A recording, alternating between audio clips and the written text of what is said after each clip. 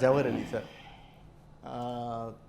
திமுகங்கிற தீய சக்தியை வீழ்த்துவோம், அதுக்காக நாம் ஒன்றிணைப்போம்னு குரல் கொடுத்தவர் இன்னைக்கு அங்கேயே போய் சரணாகதி அடைஞ்சிருக்கார். உங்களுடைய பதில்? அதாவது துரோகத்தின் கூடாரத்தில் ஒரு தீய சக்தி போய் சேர்ந்திருக்கிறார்னு தான் சொல்ல முடியும். இன்று அனைத்து இந்திய அண்ணா திராவிட முன்னேற்ற கழகத்துக்கு ஒரு மகிழ்ச்சியான நாள். திமுகவை பிடித்திருந்த அந்த சனி விலகிவிட்டது இன்றைய நாளோட. அப்படி என்று தான் இன்றைக்கு எல்லா தொண்டர்களும் இன்றைக்கு அதிமுகவினுடைய ஒரு எல்லோரும் பட்டாசு வெடித்து கொண்டாடக்கூடிய நாளாக இன்றைக்கு ஒரு மகிழ்ச்சிகரமான நாளாக பார்க்கிறோம்.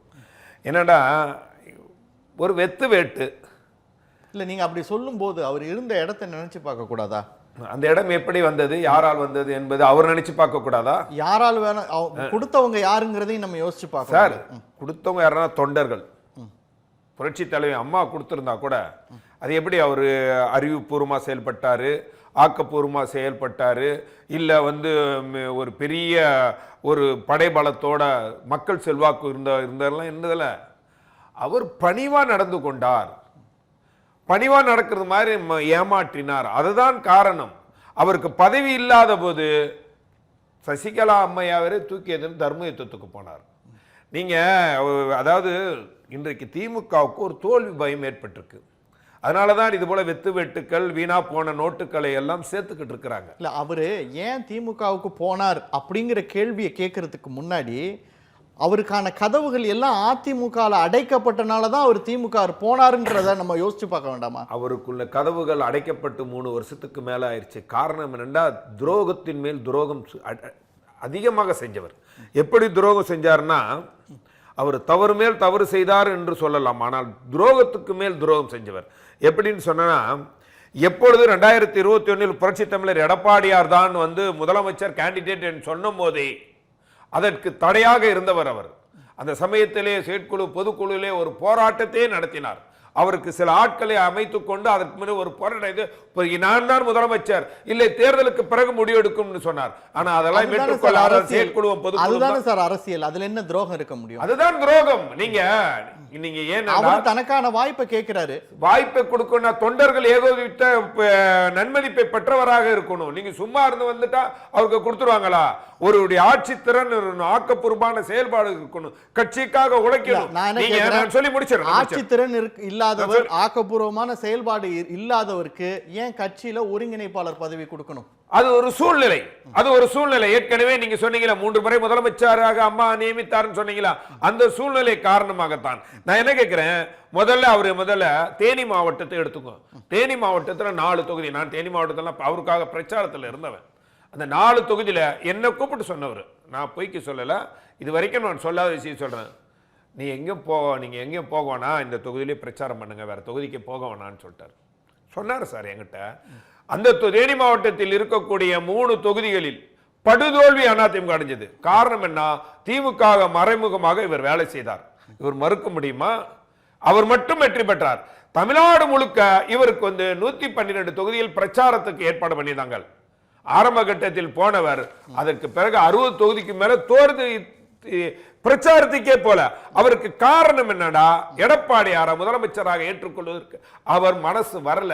ஆனா அது என்னன்னா, அவர் தன்னை முன்னிறுத்தி தன்னுடைய சுயநலத்துக்காக பார்த்தார ஒழிய கட்சியினுடைய நலனை பார்க்கல. கட்சியினுடைய நலன் பார்த்திருந்தார்னா இந்த நிலைக்கு எடுத்துக்க மாட்டார். அதனுடைய விளைவாக தான் 2021 தோற்று போனோம். அதற்கு பிறகு அவர் துரோகத்தின் மேல் துரோகம் அடிக்கடிக்கு செய்தார். அது உள்விவகாரங்கள் நான் சொல்லக்கூடாது. அதன் என மறைமுகமாக திமுகவுடன் கூட்டு வச்சிருந்தார்.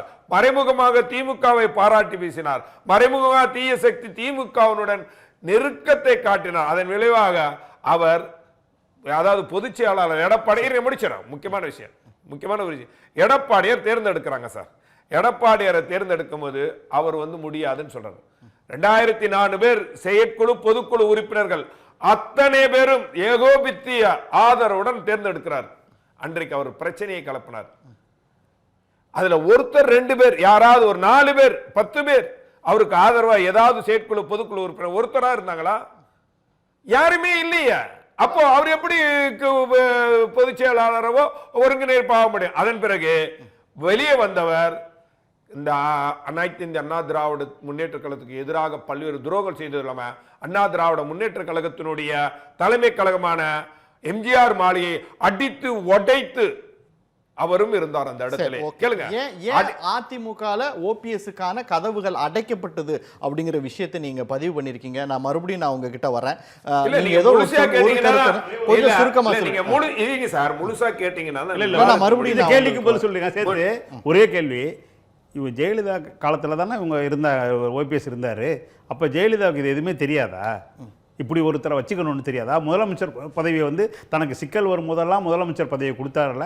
அப்போ இவர் ஜவஹர் அலி வந்து ஜெயலலிதா வந்து இதை புரிஞ்சிக்காம செஞ்சாங்க அப்படின்னு சொல்ல வர்றாரா? என்ன சொல்ல வர்றாரு எனக்கு புரியல. அண்ணா அறிஞர் அண்ணா கூட இப்படிப்பட்ட ஒரு துரோகி கருணாநிதி பக்கத்தில் இருக்காருன்னு தெரியாம தான் பக்கத்தில் வச்சிருந்தாரு. அதுக்காண்டி என்ன பண்ண முடியும்? கண்ணா அண்ணன் எம்ஜிஆர் விட்டு முன்னே அண்ணா மறைவுக்கு பிறகு நான் தான் முதலமைச்சராக பிடியாதம் பண்ணி அன்றைக்கு விலைக்கு பேசி புரட்சி தலைவர் எம்ஜிஆர் மூலமா முதலமைச்சர் ஆனார்ல. எப்படி சார் 2 முறை முதலமைச்சர் வாய்ப்பு கொடுக்கறாங்க, நிதியமைச்சரா உட்கார வைப்பாங்க, அவரை பத்தின எதுவுமே தெரியாம அவர் துரோகம் செய்வாருங்கிற விஷயம் தெரியாமலா ஒருத்தருக்கு அந்த வாய்ப்பு கொடுப்பாங்க? அவங்க சார் ஒரு மனிதனால் முன்னாள் பின்னால் இவர் என்ன செய்வார் என்று யாரும் கணிக்க முடியாது. யாராவது கணிக்க முடியுமா?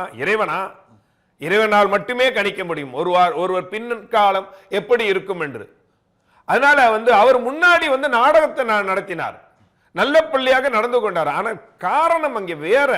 இங்க அவருடைய சுயநலம் தான் முக்கியமா இருந்தது. அந்த சுயநலத்தினுடைய வெளிப்பாடு இன்றைக்கு அவர் சொன்னார், நடைபயிற்சி போகும்போது ஆரம்பித்த அந்த உறவு நடைபயிற்சி இல்ல சார், 3 வருஷத்துக்கு முன்னாடியே பயிற்சி ஆயிருந்தாரு. என்ன தவறு செய்தார் இவர் கேட்டாரு. துரோகம் செய்தார இந்த கட்சிக்கு, மிகப்பெரிய துரோகம்.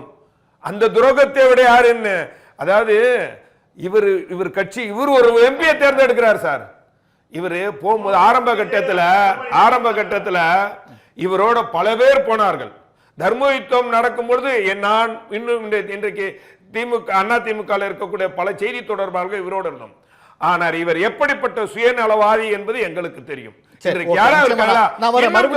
கடைசியாக ஒரே ஒரு எம்பி தர்மர், அவர் கூட இன்றைக்கு அவர் கூட இல்ல, இவரால் தேர்ந்தெடுக்கப்பட்டவர். அப்படிப்பட்ட சுயநலவாதியால் தான் முன்னேற்ற கழகம் இன்றைக்கு தூய சக்தியாக உருவெடுத்திருக்கிறது. தலைமை அப்படிங்கிற மனநிலையில இருந்தெல்லாம் என்னைக்கோ வெளியே வந்து அதிமுகல எனக்கு வாய்ப்பு கிடைச்சா போதுன்ற ஒரு மனநிலைக்கு வந்த பிறகும் கூட தனக்கான கதவுகள் அதிமுகல திறக்கப்படவில்லை அப்படிங்கிறார் ஓபிஎஸ். நான் ஏற்கனவே பட்டியல் போட்டேன். ஒரு துரோகம் இல்லை, 2 துரோகம் இல்லை, 3 துரோகம் இல்லை, தொடர் துரோகங்கள். அவர் அதிமுகவுக்கு வந்துட்டா மட்டும் விசுவாசம் அதிமுகவுக்கு இருந்துருவாரா சார்? இது ஏதோ பொதுச் செயலாளர் எடப்பாடியார் எடுத்த முடிவே இல்லை, பொதுக்குழு செயற்குழு எடுத்த முடிவு. அந்த பொதுக்குழு செயற்குழு தான் முடிவு எடுக்க முடியும். அந்த பொதுக்குழு செயற்குழுல கேட்டாங்க, கடந்த பொதுக்குழு செயற்குழுலையும் ஒரு கேட்டாங்க. அரசியல்ல நிரந்தர விசுவாசம் இல்ல அப்படிங்கிறது உங்களுக்கு தெரியும். ஓபிஎஸ் ஆதரவாளர்கள் எவ்வளவோ பேர் இன்னைக்கும் அதிமுகல இபிஎஸ் ஆதரவாளர்களா இருக்காங்க இல்லையா? அவங்க எல்லாம் பண்ணது ஒரு காலத்துல அவங்க பண்ணது துரோகம்னு இல்லையா? துரோகிக்கு எப்பயுமே அவமானம் கிடைச்சுக்கிட்டே தான் சார் இருக்கும். அந்த அவமானம் தொடர்ந்து வர்றது இயற்கையான ஒன்று. அதே மாதிரி இவர் மிகப்பெரிய துரோகி. நீங்க நான் ஏதோ வாய்ச்சவடாலுக்காண்டி சில விஷயங்கள் அவருக்கு எதிராக பேசுற மாதிரி நினைக்காதீங்க. நீங்க ஏன் இவர் கூட இருந்த அத்தனை பேருமே இவர் கூட இல்ல, ஏனென்றா இவர் முழுக்க ஒரு மிகப்பெரிய சுயநலவாதி. அந்த சுயநலவாதியினுக்காக அவர் கட்சியவே அழிக்க நினைத்தார். அது மறுக்க முடியுமா அவரால்? அவருக்கு ஆதரவு தெரிவிக்கக்கூடிய யாராவது மறுக்க முடியுமா? கட்சியவே அழிக்க நினைச்சார் சார். சார் யாராவது நீங்க அதிமுக இருந்துகிட்டு அதிமுகவினுடைய தொண்டர்கள் ஆதரவு எம்எல்ஏ ஆனுகிட்டு தீய சக்தின்னு வர்ணிக்கப்பட்ட அம்மாவை ஏற்றுக்கொண்ட யாராவது திமுகவை பாராட்டுவாங்களா? இல்ல மனசுதான் வருமா? சகோதரர் படிச்சார் அம்மாவை, இந்த அம்மாவை மட்டும் இல்ல அன்னை இந்திரா காந்தியாவும் இழிவுபடுத்தியவர்கள் அவர்கள். அவர் முன்னாடி இருக்கக்கூடிய வாய்ப்பு தனி கட்சி தொடங்குறது, இல்ல அரசியல் அல்ல அவருடைய அரசியல் வாழ்வே இருண்டு போறது, இல்ல திமுக மாதிரியான ஒரு கட்சியில சேர்றது. தனக்கு இருக்கக்கூடிய அந்த 3 ஆப்ஷன்ல ஒரு இதை எடுத்திருக்காரு. இதுதான் பெஸ்ட் ஆப்ஷனா எடுத்திருக்காரு. இதுதானே அரசியல். இனிமே அவர் அதாவது நீங்க முதல்ல இதான் பெஸ்ட் ஆப்ஷன். அதாவது ஒத்த சீட்டுக்கு போன இன்னொரு பார்க்க முடியும். சார் நீங்க உண்மையிலே நீங்கள் அவர் அமைதியாக இருந்திருந்தார், இந்த மீட்பு குழு அந்த இதெல்லாம் ஏற்படுத்தாம அமைதியாக இருந்திருந்தார், அவர் இன்றைக்கு வேறு நிலை மாறி இருக்கும். ஆனால் சார் எத்தனை வழக்குகள் முடிச்சிட சார் இல்ல அதாவது சம்பந்தப்பட்டவர் 2 நிமிஷம் கூட யாரும் பேச விடலன்னா நிறைய ஆளர்கள் அப்படிதான் இருக்கிறீங்க, இப்படிதான் இருக்கு. அப்ப எதுக்கு என்ன கூப்பிடுறீங்கன்னு தெரியல சார். நீங்க என்ன பண்ணீங்க? அனைத்து இந்திய அண்ணா திராவிட முன்னேற்ற கழகத்துக்கு எதிராக வழக்கு போடுறீங்க. வழக்கு நீங்க போட்ட வழக்கு தானே. முதல்ல அந்த வழக்கு வாபஸ் வாங்கணுமா வாபஸ் வாங்க கூடாதா? நான் வாபஸ் வாங்கிக்கிறேன்னு சொல்லணுமா சொல்லக்கூடாதா? நான் இணையிறேன்டா. நீங்க வாபஸ் வழக்கு ஒரு பக்கம் போடும், இவர் இணையிறா என்ன நாடகத்தை நடக்குறீங்க? அல்ல அவர் என்ன சொல்றாரு, அதிமுகல தனக்கான உரிமையை கேட்கும் போது தனக்கு துரோகின்ற பட்டம் சூட்டப்படுது. அந்த வழக்கு ஏன் தொடர்றாரு? அந்த வழக்கு ஏன் தொடர்றாரு? செயற்குழுல தனக்கு எதிரான அல்லது நியாயம் இல்லாத ஒரு முடிவு எடுக்கப்படுகிறது. தான் நியாயமே இல்லாம வெளியேற்றப்படுகிறேன் அப்படிங்கும் பொழுது சட்டத்தோட உதவியை நாடும் பொழுது அங்கேயும் ஒரு துரோகி அப்படிங்கிற ஒரு பட்டம் அவருக்கு குத்தப்படுகிறது. செய்தனால் துரோகின்னு சொல்லுவாங்க. நீங்க அனைத்து இந்திய அண்ணா திராவிட முன்னேற்ற கழகம் ஒட்டுமொத்த தொண்டர்களுடைய கருத்துக்கள் என்ன தெரியுமா? ஒரு கட்சிக்கு ஒருங்கிணைப்பாளர் என்று வேணா, பொதுச் செயலாளர் என்று வரும்பொழுதுதான் அந்த கட்சிக்கு எல்லா வகையிலும் வலு சேர்க்கும். அதுதான் பைலாப்படி இருக்கக்கூடிய ஒரு விஷயம். அந்த அடிப்படையில் ஒரே ஒருத்தர் தான் பொதுச் செயலாளராக இருக்க முடியும். அல்ல, அதுக்கு முன்னாடி அவரோட சேர்ந்துதான் இந்த கட்சிக்கு நிரந்தர பொதுச் செயலாளர் ஜெயலலிதாங்கிற முடிவையும் எடுத்தீங்க. நிரந்தர பொதுச் செயலாளர் அம்மா என்பதில் மாற்று கருத்து இல்லை. அதற்காக அம்மா பொதுச் செயலாளர், அது அடுத்த கட்ட பொதுச் செயலாளர்கள் தான் அண்ணன் எடப்பாடியா இருக்கிறார். அடுத்த கட்ட பொதுச் செயலாளர் தான் அண்ணன் எடப்பாடியா இருக்காரு. ஸ்டாலின் கூட சொன்னார், எங்க அப்பன் தான் தலைவர், அதுக்கப்புறம் நான் தலைவர் ஆக மாட்டேன்னு சொன்னாரு. அவர் ஆகலையா? சார் இது அடுத்த கட்டத்துக்கு ஒரு கட்சியை கொண்டு போவதற்கு நீங்கள் அம்மாவுடைய எண்ணமே அதுதான். என்னுடைய கட்சி இந்த இயக்கம் இன்னும் 100 ஆண்டுகள் இருக்கணும். அதனால பொதுச் செயலாளரா எடப்பாடி வந்துட்டாருங்கிறதுக்காண்டி அந்த நிலைக்கு போயிட்டாருன்னு அர்த்தம் இல்லை. அவர் எப்பவும் ஏற்க மாட்டார். அவர் சாதாரண தொண்டனாக, அடிமட்ட தொண்டனாக தான் இன்றைக்கும் கட்சியில செயல்படுறார். ஆனா ஓபிஎஸ் அப்படி இருந்தாரா? அப்படி செயல்பட்டாரா? அவருடைய நடவடிக்கைகள் பார்த்தீங்கன்னா ஆளை பார்த்து பம்முவான். இத கூட சேர்ந்து உங்களுடைய நிறைவு கருத்தையும் பதிவு பண்ணிக்கங்க. சொல்லுங்க, பேசுங்க. இல்ல, இதோட சேர்த்து அப்படியே பேசுங்கன்ற நிறைவு கருத்து. சார், அதாவது திமுகவில் போய் சேர்ந்திருக்கார். இன்றைக்கு திமுகவினுடைய நிலை என்னண்டா, திமுக கருணாநிதி வாழ்க வாழ்க வாழ்க கத்தனவனுக்கெல்லாம் அறிவாலயத்துக்கு வெளியே இருக்கிறான். கருணாநிதி ஒளிக ஒளிக கத்தனவெல்லாம் அறிவாலயத்துக்குள்ள இருக்கிறான். இதுதான் அந்த கட்சியில கருணாநிதி எவ்வளவு திட்ட முடியுமோ திட்டி நின்றவெல்லாம் இன்னைக்கு அமைச்சர்களாகவும் எம்பிக்களாகவும் எம்எல்ஏக்கள் இருக்கா சார். அந்த காலத்துல இருந்து துண்டை போட்டு கருணாநிதி வாழ்க வாழ்க கத்தி கதர்னவெல்லாம் இன்றைக்கு சொல்லி யோசிச்சு பாருங்க. அந்த கட்சியில அரவணைக்கிற போக்கு இருக்கா இல்லையா? கருணாநிதி ஒளிகன்னு சொன்னவங்களுக்கு உள்ள கூப்பிட்டு அமைச்சர் பதவி கொடுக்குறாங்க.